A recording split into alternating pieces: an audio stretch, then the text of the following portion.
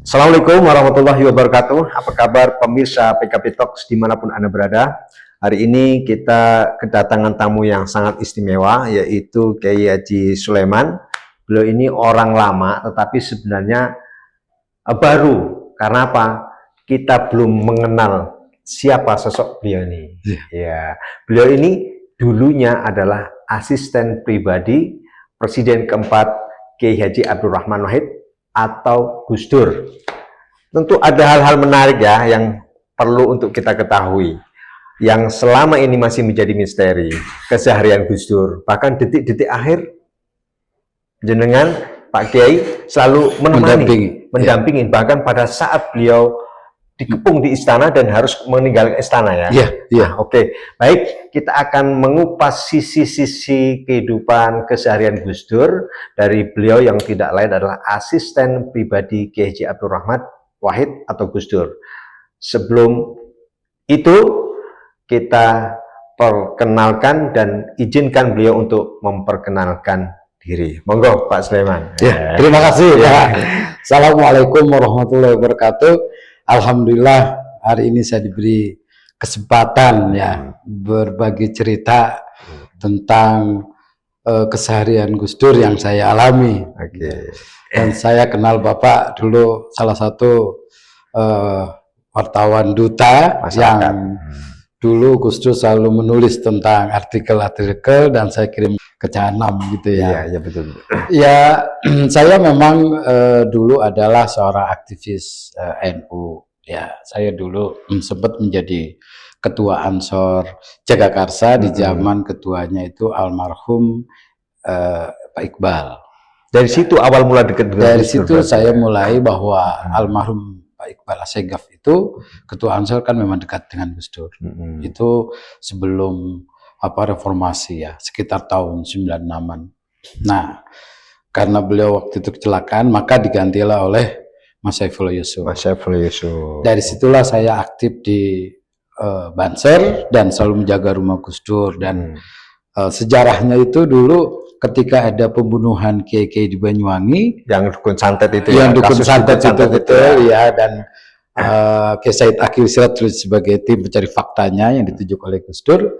Dan kita akhirnya dibentuk menjadi Satuan Khusus Banser Ciganjur yang berjumlah 99 orang. 99 orang. Iya, dibentuk oleh Mas Saiful dan dilatih oleh Haji Tatang secara fisik dan secara keilmuannya oleh Kiai Pondok Pesantren Peta, Mbah Jalil Mustaqim.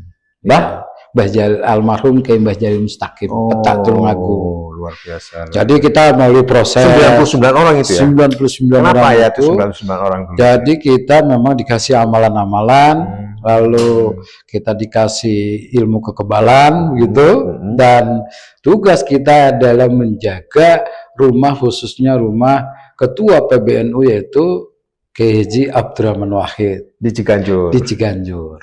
Karena tugas utama seorang Banser adalah memang menjaga rumah para kiai. Di situ awal muasal saya. Tahun berapa itu ya? Kira-kira itu kejadian pembunuhan dukun santet itu kan sebelum reformasi ya, sekitar tahun 95 atau 96 itu saya lupa. Gitu. Lalu seiring sejalan akhirnya memang setelah terjadi deklarasi Ciganjur karena pergulatan politik yang memang harus membutuhkan tokoh untuk menyelamatkan bangsa ini, sehingga terjadilah deklarasi Ciganjur yang hari itu dideklarasikan oleh tokoh-tokoh diantaranya Gus Dur, lalu ada Ibu Megawati, ya Amin Rais, Sri Sultan, dan dari Timur itu kan Pendeta Uskup Belo ya. Uskup Belo, ya betul. Nah, dari situlah pada akhirnya Ciganjur menjadi pusat rujukan. Jadi setiap waktu itu banyak masyarakat ataupun mahasiswa, termasuk tokoh-tokoh nasional agar mendesak Gus Dur untuk menyikapi perkembangan nasional waktu itu. Gus Dur waktu itu ketua PBNU kan ya? Sebagai ketua PBNU. Jadi posisi beliau sangat strategis. Sangat strategis. Ya, perekat bangsa. Perekat gitu ya. Bangsa. Dan seiring sejalan Gus Dur cerita sama saya bahwa sejak zaman Orde Baru Gus Dur menjadi ketua PBNU, bahwa posisi NU memang sangat-sangat disingkirkan, gitu ya. Sehingga itulah disingkirkan dalam konteks apa? Dalam konteks bangsa ya, politik atau dalam politik. Tidak ada sejarahnya tokoh NU waktu itu menjadi menteri, apalagi menteri agama, yang notabene-nya kita sebagai mayoritas warga NU tidak ada terkewakilan di pemerintahan. Karena memang Gus Dur berjuang untuk membela kepentingan minoritas yang tertindas, ya, dan apa-apa yang barangkali kebijakan Orde Baru yang merugikan masyarakat tentu. Jadi sejak itu Pak Sulaiman ini langsung mulai pendekatan-pendekatan secara khusus gitu kan. Ya. Atau dipandang mungkin kenalnya gimana mengenalnya. So tiba-tiba aku ingin menjadikan. Iya, gitu. Saya waktu itu kerja, namun saya lahir memang sudah menjadi warga Nahdien gitu. Saya awalnya jadi lebih tertarik ya. Gus Dur dengan kebesarannya itu selalu membuka ruang dialog terhadap masyarakat siapapun itu tanpa ada kelas. Jadi ketika seorang tokoh politik, ketika seorang mahasiswa, ketika masyarakat biasa pun mau mengadu tentang persoalan diri dia, Gus Dur terima. Sehingga dulu setiap pagi itu tugas saya adalah menggelar tikar untuk open house-nya Gus Dur. Awal-awal di Ciganjur. Awal-awal di Ciganjur. Ya, karena gonjang-ganjing politik saat itu kan memang sangat terasa, karena pasca kejatuhan Pak Harto itu kan memang sepertinya masyarakat butuh peran sosok seorang yang bisa mengayomi gitu. Dan Gus Dur hadir saat itu. Oke, sesuai tuntutan kebutuhan zaman. Iya, kebutuhan zaman gitu. Akhirnya dari situlah berangkat bahwa ketika zaman reformasi, desakan para kiai adalah bagaimana wadah aspirasi politik warga NU itu harus tersalurkan. Sehingga seiring sejalan, akhirnya Gus Dur sebagai ketua PBNU menyetujui hadirnya partai untuk warga Nahdien, yaitu Partai Kebangkitan Bangsa. Yang memang sifatnya kebangsaan. Sifatnya kebangsaan, walaupun waktu itu banyak juga yang menghendaki partai ini berbasis Islam atau menjadi partai Nahdlatul Ulama. Seperti sebelumnya. Sebelumnya kan pernah NU memiliki partai politik. Tapi Gus Dur melihat bahwa PKB memang hadir untuk bangsa, untuk semua golongan, sehingga lahirlah yang namanya partai, yaitu Partai Kebangkitan Bangsa. Ini kok serius banget kayak ngobrol kita. Saya pikir ini untuk menegaskan bahwa Partai Warga Nahdien adalah Partai Kebangkitan Bangsa. Gitu. Ya, oke, sebelum kita bicara ke sana, ini kita mau cerita nih. Jadi Kiai Sulaiman ini mulai betul-betul aktif masuk ke dalam kehidupannya Gus Dur itu sejak peristiwa apa? Iya, jadi ketika Gus Dur dilantik menjadi seorang presiden, lalu keluarga sama Mbak Alisa mencari kader Banser yang bertempat tinggal di Ciganjur, gitu. Untuk membantu segala kebutuhan atau barangkali ada tamu yang memang harus kita sampaikan pesannya ke istana, karena Gus Dur kan waktu jadi presiden itu kan tinggalnya di istana, tidak tinggal di rumahnya. Karena yang tinggal di istana itu hanya 2 presiden, Presiden Gus Dur dan Presiden Bung Karno. Selebihnya kan tinggal di rumah masing-masing. Akhirnya saya diminta sama keluarga.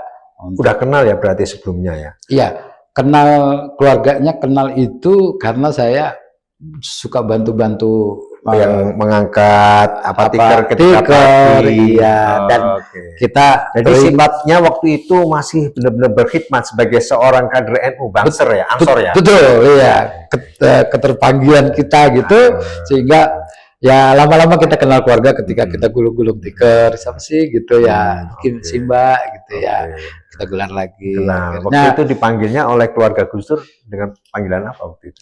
Ya tetap namanya Sulaiman, kan gitu. Akhirnya karena memang ketua Bansernya itu kakak saya waktu itu, akhirnya saya diminta untuk ya ngurusin rumah Ciganjur karena keluarga tinggal di istana semua, sehingga bisa dikatakan jadi kepala rumah tangga Ciganjur gitu. Walaupun memang betul lewat proses Mas Saiful yang menentukan. Nah, sejak itulah saya sudah mulai dekat dengan keluarga Gus Dur di Ciganjur maupun ke istana saya bolak-balik. Sehingga ketika Gus Dur dilantik menjadi presiden, maka yang teringat pertama kali untuk bisa nih istilahnya dalam tanda kutip menjadi apa namanya pembantu awal gitu ya, itu adalah jenengan yang gitu jadi ketika ada tamu seumpamanya apa namanya punya kepentingan dan datangnya ke Ciganjur, nah itulah saya menyampaikan ke keluarga. Nanti kalau memang diterima di istana, saya tinggal antar gitu ya. Jadi semua orang kan tetap merujuk kepada ke Ciganjur. Mungkin menurut beliau kalau istana agak sulit, walaupun sesungguhnya ketika Gus Dur jadi presiden kan istana nggak sakral hari ini. Hari ini ya. Ya, ojek bisa masuk. Jadi pernah naik ojek ke sarungan istana. Dulu belum ada ya, orang sarungan masuk istana. Nggak boleh, apalagi pakai sendal. Tapi karena memang kiai-kiai sering bertemu Gus Dur di istana, akhirnya hal-hal yang memang sebetulnya menjadi standar apa kita masuk istana itu sedikit agak berubah ya. Diperbolehkan. Oke, Pak Kiai Sulaiman, ini semakin menarik obrolan kita, tapi mungkin satu hal yang mungkin menjadi awalan untuk kita mengobrolkan tentang sosok Gus Dur itu. Kita ingin mendengarkan dari Pak Kiai Sulaiman sebagai asisten pribadi Gus Dur itu sebenarnya Gus Dur itu sosok yang seperti apa sih dalam kesehariannya itu gitu. Iya, saya kebiasaan gitu ya. Melihat keseharian beliau itu kan sebetulnya orang yang sederhana ya, sederhana lalu baik menurut saya, lalu juga membela orang tanpa melihat suku, bangsa dan golongan gitu, dan beliau siap untuk dihujat demi membela kebenaran dan tidak pilih-pilih ketika yang harus dibantu atau ditolong beliau itu siapa, baik itu mungkin orang petani biasa maupun mungkin orang yang secara keseharian tertindas karena perbedaan suku, agama dan sebagainya.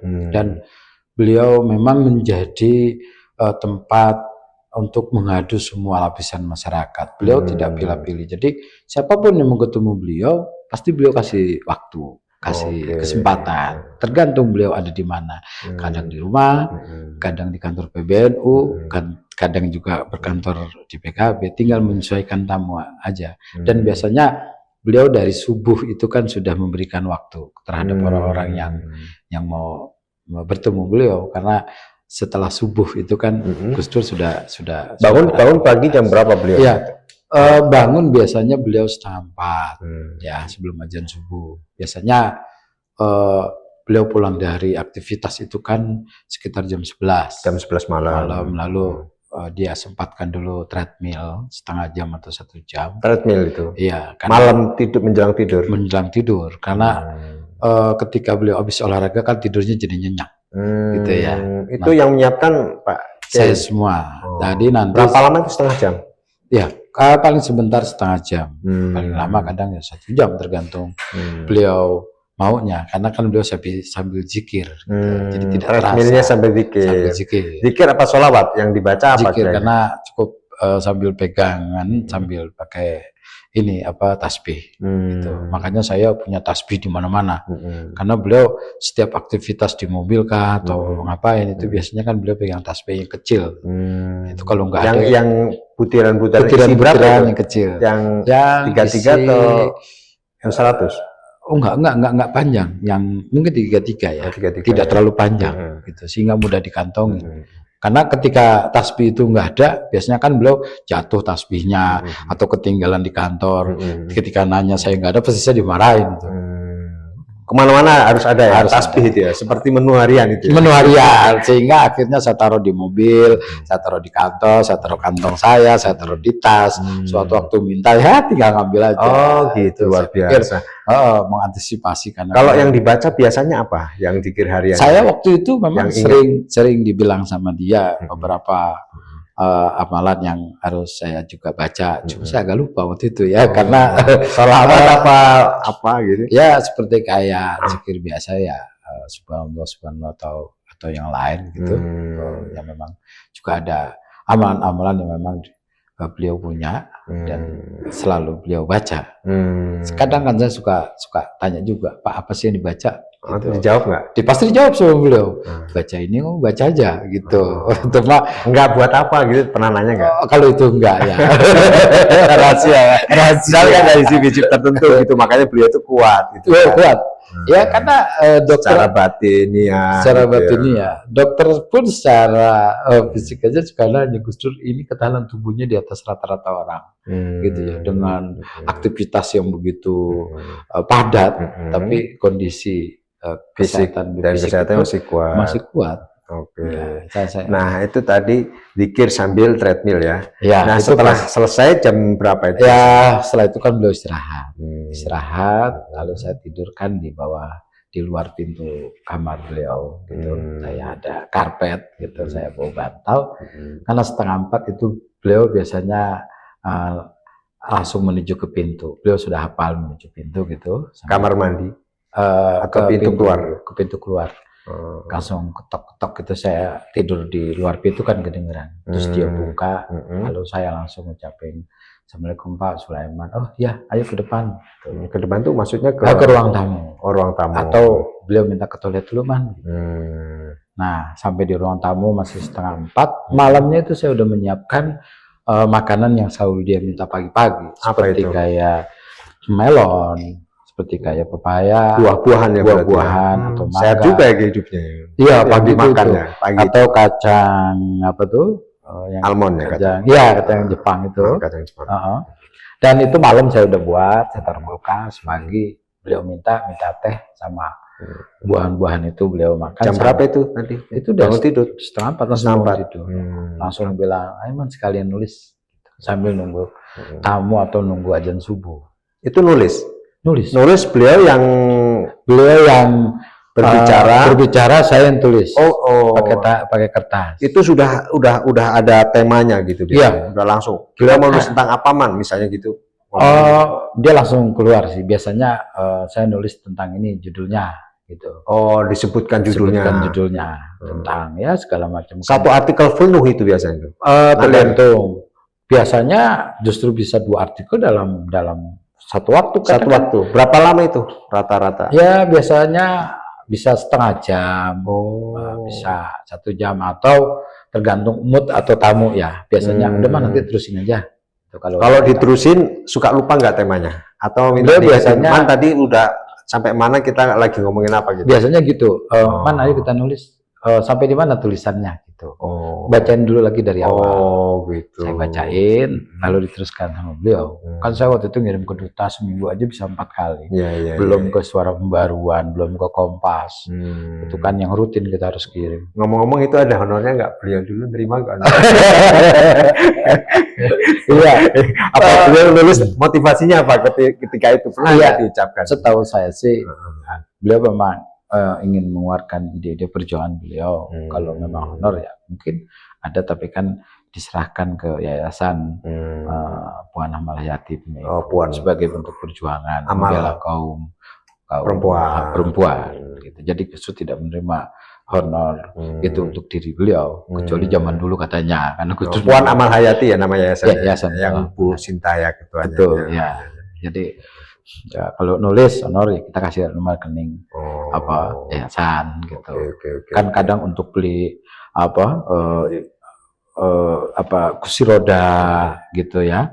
Kan yayasan Puan Amal itu kan memang juga kegiatannya kan sosial. Gitu. Jadi Gus Dur bangun pagi jam 3:30 sambil duduk nikmatin buah, ya hidangan itu pagi pembuka, sambil nulis artikel gitu ya. Nulis artikel. Sampai itu dengan apa? Ngetik apa langsung ditulis tangan dulu? Tulisan tangan. Tulis tangan dulu. Iya. Jenengan yang nulis tangan ya? Tulis tangan. Nanti di kantor baru kita ketik dengan komputer. Dulu ada staf kantor saya namanya Yuni. Setelah itu nanti Mbak Yuni kita bacain lagi. Saya pernah sering kontak dengan Iya. Setelah dibaca dengan Gus Dur, kita baca nih Pak, nih saya mau kirim, saya bacain dulu ya Pak. Kadang beliau nggak usah, udah kasih aja C6 gitu biasanya, atau yaudah bacain lagi gitu, takutnya ada yang salah. Oke, nah setelah jadi artikel itu ya ditulis tangan, nanti dibawa ke kantor ya, di PPNU udah rapian lagi, diketik dengan komputer dan seterusnya. Nah setelah itu apa yang dilakukan? Sholat subuh berjamaah atau? Iya, kalau sholat subuh sendiri ya, karena kalau di jamaah nanti justru banyak orang yang minta salam dan segala macam, sehingga habis sholat subuh kan langsung olahraga. Olahraganya jalan. Nah itu mulai tamu itu ikut dampingin, karena beberapa tamu udah paham aktivitas Gus Dur pagi itu jam berapa Gus Dur olahraga, jam berapa biasanya? Itu setelah azan subuh ya, kira-kira 5:30 beliau udah jalan, jam 5:30 atau jam 6. Nah biasanya jalan itu pengawal Gus Dur itu yang dampingin, saya menyiapkan pakaian, sarapan. Gitu. Nanti setelah olahraga duduk, kadang di teras masjid atau kadang di ruang tamu, itu baru saya yang dampingin, karena ada beberapa hal yang harus kita tidak lanjuti perintah Gus Dur ketika ketemu tamu. Persoalannya kan kalau tamunya 1 bis, semua disuruh kasih makan sama Gus Dur. Repot ya. Oh ya, kalau 2 bis 20 orang cari sarapan di mana jam begitu kan. Tapi kami upayakan sedapat mungkin, paling tidak minum roti, tapi kadang jamaah juga menyadarkan diri, Gus saya udah sarapan Gus gitu. Padahal belum kali ya. Padahal belum. Padahal Gus Dur kan sarapannya cuma nasi putih sama telur dadar aja. Man, yang lain kasih makan. Semakin lama kita ngobrol dengan Kiai Sulaiman semakin menarik. Ada banyak hal-hal yang belum kita ketahui dan akan ada banyak hal lagi yang akan kita ungkap di sini. Setuju nggak? Tapi ngomong-ngomong nih, sebelum kita lanjutkan, ini kita ada aksesoris yang sangat menarik nih. NU, ya, tekonya NU loh ini. Tapi di sisi yang lain ini ada PKB nih, fraksi PKB. Artinya apa nih kira-kira kalau menurut Pak Kiai ini? Ada pesan apa nih? Kok ada NU, ada PKB? Menarik ya? Iya, menarik. Ya sedikit lah. Menurut saya NU dan PKB adalah 2 mata sisi yang tidak bisa dipisahkan. Gitu karena ya. Kehadiran PKB adalah untuk memperjuangkan kemaslahatan khususnya untuk warga NU melalui jalur politik. Dan ini juga yang diimpikan, yang dicita-citakan, yang digagas oleh Gus Dur ya. Iya. Jadi kalau kita bicara sejarah ke belakang, yang tadi saya bilang bahwa ya NU kan dulu memang merasa tersingkir di zaman Orde Baru. Tidak ada dan jarang sekali kader NU menjadi pejabat publik atau pejabat di masa Orde Baru, sehingga tidak kebijakannya memang tidak berpihak ke warga NU. Nah ketika zaman reformasi, KKI mendesak bahwa NU harus punya wadah untuk memberikan aspirasi warga NU ke salah satu partai, dan akhirnya disetujui bahwa NU melahirkan partai untuk warga NU, yaitu Partai Kebangkitan Bangsa. Artinya dengan lahirnya PKB ini, warga NU memiliki satu wadah untuk bisa ikut mengelola, mengatur, dan mengontrol kebijakan negara. Betul. Karena tanpa itu nggak bisa ya? Nggak bisa. Karena Nahdlatul Ulama juga, Nahdlatul adalah kebangkitan para ulama. Nah, untuk kebangkitan bangsa, maka lahirlah Partai Kebangkitan Bangsa. Jadi tujuan dan cita-cita sama. Makanya ya memang tidak bisa dipisahkan bahwa saluran politik warga NU adalah Partai Kebangkitan Bangsa. Ini makanya pentingnya kita itu ngobrol, anak-anak muda NU terutama dan kader-kader PKB dimanapun Anda berada. PKB Talks, Anda bisa mengikuti obrolan santai tentang apapun, ekonomi, politik, budaya, pendidikan, juga kesehatan dalam perspektif PKB. Tentunya selaras dengan kebijakan dan garis besar perjuangan Nahdlatul Ulama. Walaupun partai didirikan oleh NU atau para ulama, tapi hadir untuk seluruh bangsa Indonesia. Tidak melihat dari ras dan agama dan segala macam. Karena politiknya adalah kebangsaan. Oke, siap. Oke. Anda kan memiliki sejarah panjang hubungan dengan Gus Dur, secara kepribadian, secara pemikiran, gagasan dan cita-cita. Nah, kita ingin bagaimana menurut Pak Kiai, kira-kira apa ada sesuatu yang bisa mewakili bagaimana kedekatan Anda dengan Gus Dur, mungkin dalam bentuk apa nih? Ya, kalau saya bicara tentang Gus Dur pasti tidak ada habisnya. 9 tahun tentu banyak hal yang saya dapatkan dari beliau. Namun saya sedikit meringkas saja, saya membuat sedikit puisi yang kalau menarik saya bacakan ini. Menarik nih, boleh Pak Kiai, boleh dibacakan. Saya tulis memang masih di handphone. Oke, siap. Puisi khusus nih ya. Iya. Oke, silakan. Judulnya adalah Jejakmu, Gus Dur. Jejakmu begitu kuat menghujam di tanah kolbu dan di tanaman akalku. Menyiram kasih sayang seperti yang dulu-dulu itu. Memupuk ilmu dan teladan yang tiada tara.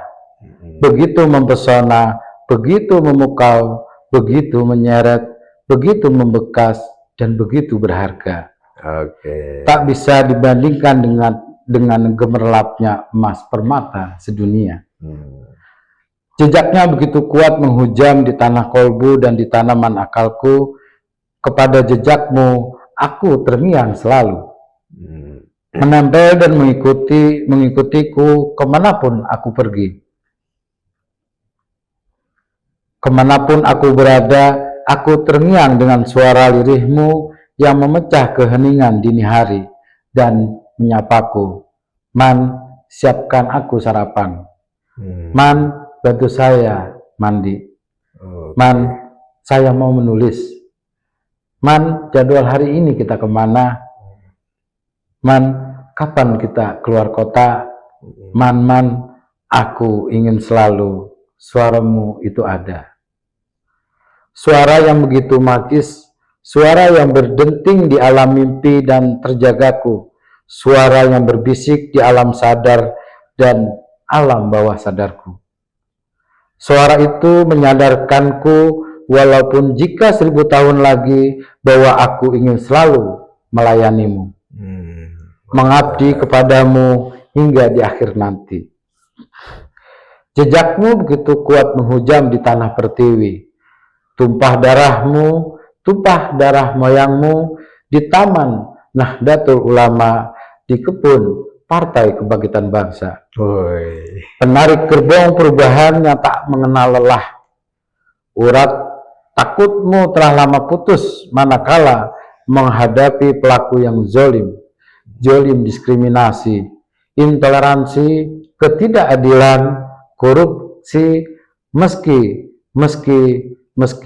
mengorbankan dirimu sendiri. Bak lilin yang menerangi semesta meleleh membakar diri sendiri. Demi pencerahan abadi, dalam sirna ada keabadian. Pengorbananmu tak sia-sia. Terima kasih. Wallahu muwaffiq ila aqwamit thoriq. Assalamualaikum warahmatullahi wabarakatuh. Luar biasa. Oke, terima kasih Pak Kiai Sulaiman atas puisinya yang luar biasa. Kenang-kenangan terhadap perjalanan 9 tahun bersama Gus Dur. Terima kasih.